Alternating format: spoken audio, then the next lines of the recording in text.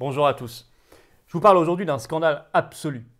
Alors que le gouvernement ne cesse de justifier et rejustifier ses confinements et reconfinements par le fait qu'il ne faut pas que l'hôpital déborde, qu'il soit en surcharge, qu'on manque de lits, qu'on manque de personnel soignant, et même c'est par cela qu'il justifie toutes les restrictions, les couvre-feux, toutes les folies et toutes les fermetures, même de restaurants, de commerces, de secteurs d'activité, toute la coronafolie, eh bien on apprend maintenant de sources sûres, extrêmement chiffrées. Je vais vous donner des informations récentes, concrètes, précises, des chiffres dans cette vidéo, que partout en France, ils continuent en ce moment même de fermer des lits à l'hôpital par centaines, qu'ils réduisent les effectifs à l'hôpital par centaines et qu'ils ont encore prévu de le faire dans les mois et les années qui viennent, que rien n'a changé et qu'il y a derrière une pression phénoménale de l'Union européenne.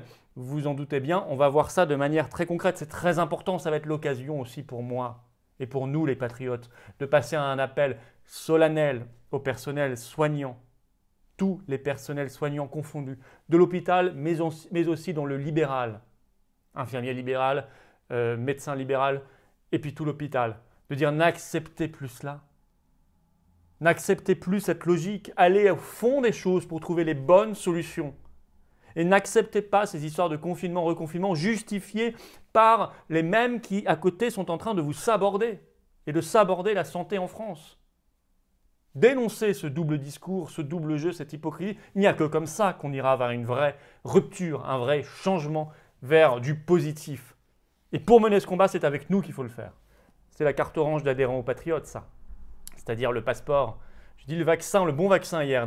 Certains m'ont dit l'antidote. C'est un beau mot aussi, l'antidote contre le mondialisme, contre toutes ces horreurs, l'Union européenne, l'austérité, pour le bonheur du peuple français, de la France, pour la santé, la vraie, pour la résistance, pour la liberté, pour la France. Le lien pour adhérer aux Patriotes, il se trouve sous la vidéo en description. Il se trouve également en commentaire épinglé et en fin de vidéo, vous pourrez cliquer directement sur l'écran pour rejoindre les Patriotes. Il ne faut pas rester seul. Il ne faut pas rester seul. Il faut se préparer aux combats qui sont en ce moment en cours et les combats qui viennent. Bienvenue d'avance aux Patriotes. Alors, effectivement, on justifie les confinements et toutes les restrictions et toutes les fermetures par les capacités hospitalières. L'hôpital qui déborde. D'abord, en ce moment même, ça n'est pas le cas. Ça n'est pas le cas. Nous avons ce 27 décembre, le nombre d'hospitalisations Covid officielles, c'est 24 620. On est très en dessous, un tiers du pic qu'on avait atteint au mois avril dernier, début avril dernier.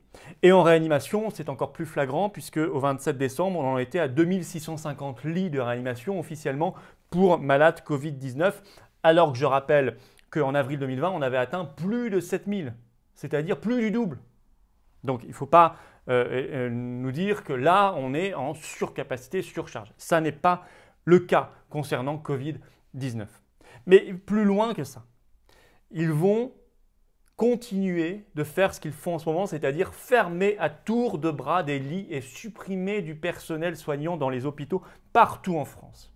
Je vais m'appuyer sur plusieurs sources, notamment un article du Monde très long, très documenté qui est sorti ce 28 décembre. Je vous rappelle avant cela que, et ça ce sont des chiffres officiels que je donne dans mon livre Covid-19, l'oligarchie démasquée, il y a des informations en description si vous intéresse, qu'on a fermé 110 000 lits à l'hôpital en France ces 25 dernières années déjà, sous pression notamment des grandes orientations de politique économique de l'Union européenne qui chaque année nous demandaient de le faire et nous demandent toujours de le faire. Qu'en 2018, le gouvernement Macron en a supprimé encore 4 000, qu'en 2019, il en a supprimé encore 3 400. Mais le pire, c'est qu'il continue, il a continué en 2020, y compris après le mois de mars-avril, et qu'il a prévu de continuer en 2021, 2022, etc. Alors cet article du Monde 28 décembre, il s'appelle comme cela. Fermeture de lits à l'hôpital, l'inquiétude remonte chez les soignants. Je ne sais pas quand est-ce qu'elle avait vraiment baissé. En tout cas, ils disent qu'elle remonte. Bon. Et je cite toujours cet article. Sur le terrain, les syndicats estiment que rien n'a changé pour l'instant. Pourtant, on va reprendre ces propos d'Olivier Véran que j'ai retrouvé en avril 2020, qui déclarait, je cite, « Tous les plans de réorganisation de l'hôpital sont évidemment suspendus. » Bon, alors attention, il n'avait pas dit enterrés, c'est comme le passeport sanitaire. Hein. Il a dit suspendus. Et à l'époque, je me souviens vous avoir fait des vidéos, vous les retrouverez, en vous disant « Attention, attention, ça ne veut pas dire que c'est terminé. Il faut être vigilant. » Il ajoutait même à l'époque « C'en est fini du dogme de la réduction des lits. » Au passage, il avouait donc que c'était bien un dogme, ce que nous, notamment les patriotes, ont dit depuis des années et des années. À l'époque, on nous disait que c'était faux, que c'était très pragmatique. Alors, c'était bien dogmatique. Bon, il l'avoue maintenant. Mais le pire, c'est qu'il continue. Alors, est interviewé dans cet article du Monde, Christian Prudhomme, qui est du syndicat CGT Santé, et qui dit « Les projets se poursuivent comme avant ». Alors, il cite Paris, Nantes, Caen, Nancy, on va voir qu'il y a plein d'autres exemples, où à chaque fois, entre 100 et 300 suppressions de lits sont en perspective. Avant de détailler des fermetures de lits et de réduction de personnel soignant et d'aller au fond des choses, et que je m'adresse au personnel soignant, je vais vous rappeler aussi cet article de France Info qui date du 10 décembre dernier, qui revenait sur les soi-disant 800 lits de réanimation durable qu'avait annoncé Olivier Véran. Par exemple, sur ces 800 en France, il y en avait 133 pour la région PACA. Eh bien, on apprend dans cet article de France Info que sur place, ils ne les ont pas vus, je cite. Au contraire, d'ici 2023, plusieurs fermetures de services de réanimation sont prévues en PACA. Et nous apprenons par ailleurs par cet article de France Info du 10 décembre que les lits durables, comme ça qu'ils les appellent d'Olivier Véran, sont en fait éphémères et n'ont rien de durable. Et que même au moment même où ils sont installés de manière éphémère dans certains hôpitaux, en fait ils prennent sur d'autres lits, d'autres services qui créent des surcharges ailleurs. Donc on déplace des problèmes en réalité pour la com. Alors je prends d'autres exemples actuellement donnés par les articles de presse, notamment cet article du Monde du 28 décembre, de fermeture de lits et de réduction de personnel soignant en ce moment même et dans les mois qui viennent. Nancy, un projet immobilier prévoit le rassemblement du centre hospitalier sur un seul site avec réorganisation. Quand on dit réorganisation, c'est un mot pudique pour dire fermeture. D'ici 2024, il y aura par ce projet à Nancy 598 suppressions de postes à l'hôpital et fermeture de 179 lits, c'est colossal. On apprend que les réunions pour discuter de cela avec l'ARS, l'Agence régionale de santé Grand Est, sont toujours bloquées et que déjà le 20 septembre 2020, ils ont supprimé 78 lits là-bas et 204 postes. Ça, c'est du sûr. À Reims, dans les futurs bâtiments du CHU, il y aura suppression de 24% des capacités hospitalières, soit 184 lits. Il faut quand même savoir que le maire, les Républicains Arnaud Robinet de Reims, aujourd'hui combat médiatiquement ce projet, alors même qu'avant il l'avait toujours soutenu. Bon, mais ça, vous voyez, c'est le problème de tous ces partis de l'opposition contrôlée, la fausse opposition. Ils mènent des combats médiatiques, mais en fait, ils mènent des combats contre leur propre œuvre. C'est notamment le cas en matière d'Union européenne. On feint de déplorer les conséquences des causes qu'on chérit, comme disait Bossuet.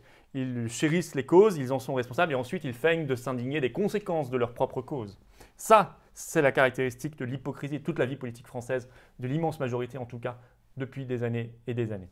L'ayez bien en tête. En Île-de-France, il y aura l'hôpital, à partir de 2028, normalement l'hôpital Grand Paris Nord, qui va réunir Beaujon, Bichat et Saint-Ouen. 266 lits supprimés. Alors à l'origine, ils devaient en supprimer 350. Donc là, avec la crise Covid, ils ont réussi à sauver un peu moins de 100 lits. Mais enfin, ils vont quand même en supprimer 266. CHU de Caen, dans un projet de restructuration, suppression de 200 lits au programme. À Nantes, d'ici 2026, moins 202 lits. Je cite les personnels sur place, personnels soignants, aucun changement de braquet depuis la crise à Nantes. Marseille, le projet de restructuration n'a pas été modifié, il prévoit toujours 150 suppressions de lits. Je peux y ajouter une cartographie des suppressions de lits et de personnel soignant faite par Bastamag, qui est un média indépendant, publié le 29 octobre dernier. Moins 28 lits au CHU de Besançon en septembre 2020 déjà. On apprend également que l'hôpital psychiatrique de Rouvroy près de Rouen va supprimer 80 lits, soit 20% de ses capacités d'ici 2022, ce qui est une folie puisqu'on sait qu'il y a beaucoup de gens en ce moment qui sont en train de basculer en psychiatrie. On a parlé de 20% de la population française, je vous en avais déjà parlé, du fait même des restrictions et des confinements. À Limoges, la transformation du CHU va entraîner la suppression de 100 lits. Voilà, il y a d'autres exemples, je vous en ai donné déjà un peu partout en France, vous voyez que ça touche absolument tous les coins de France. Derrière cela, la folie de nos dirigeants et leur double discours, je le rappelais en début de vidéo, mais aussi une pression phénoménale de l'Union européenne. Je vous cite ici une dépêche de l'agence France-Presse du 27 décembre dernier, qui s'intitule « Une convalescence de l'économie française qui s'annonce encore longue ». Et en fin de dépêche, vous trouvez cette phrase « L'œil de Bruxelles pourrait se faire moins conciliant à mesure que la crise s'éloigne. Ça veut dire que Bruxelles va exiger de plus en plus d'austérité. Sachant, je vous l'ai expliqué dans une vidéo récente sur l'esclavage pour dette, allez la voir si vous ne l'avez pas vu, que les traités européens qui ont mis en place la monnaie unique et l'euro interdisent formellement toute annulation de dette détenue par la Banque centrale européenne, ce qui représente quand même à peu près un quart de la dette publique française. Ce qui fait qu'on va utiliser cet argument de la dette, de l'esclavage pour dette, pour justifier de l'austérité, notamment sur les services publics et sur la santé. D'autant plus que l'Europe veut créer l'Europe de la santé, veut récupérer cette compétence. Et je vous l'ai dit, ce que ça va donner, c'est le poids phénoménal, un poids encore plus phénoménal pour les lobbies pharmaceutiques d'une part, et de l'autre côté, ça va être encore plus la médecine à deux vitesses, les soins à deux vitesses, avec un hôpital public à la grecque, ravagé par l'austérité pour la masse, pour les pauvres, pour les classes moyennes, appauvries, et de l'autre côté, des cliniques ultra riches pour les ultra riches et ultra dotés. Ça va être ça, c'est ça leur modèle. Tout ça est cohérent et il y a une pression de l'Union européenne chaque année depuis 20 ans en ce sens et ça continue et ça reprend de plus belle. En France, on a maintenu les agences régionales de santé. On a maintenu la tarification à l'activité, la T2A. Quel cauchemar des soignants parce que ça pousse à l'austérité, ça pousse aux restructurations, aux fermetures de services. Mais ça, c'est maintenu, ce n'est pas du tout en débat. Il faut le mettre en débat, il faut les supprimer. Il faut supprimer cette vision d'austérité technocratique imposée en France et qui est largement le schéma européen. Alors qu'est-ce qu'il faut faire? Mais là, je m'adresse aux soignants, à tous les personnels soignants, mais aussi du paramédical dans l'hôpital. Et je m'adresse au personnel, au monde soignant libéral, médecins, infirmières, tout le monde. N'acceptez pas ça. Ne rentrez pas dans cette logique folle de vous dire il faut imposer aux Français des restrictions, des couvre-feux, des confinements parce que nous, on manque de personnel, on manque de lits. N'acceptez pas ça. Il y a des pays qui ne font pas comme ça et ça se passe bien parce qu'ils ne maltraitent pas leur hôpital, leur système de soins et leur personnel soignant et leurs médecins. Parce qu'ils ne mettent pas de côté leurs médecins libéraux par des décrets absurdes comme nous les avons pris fin mars 2020.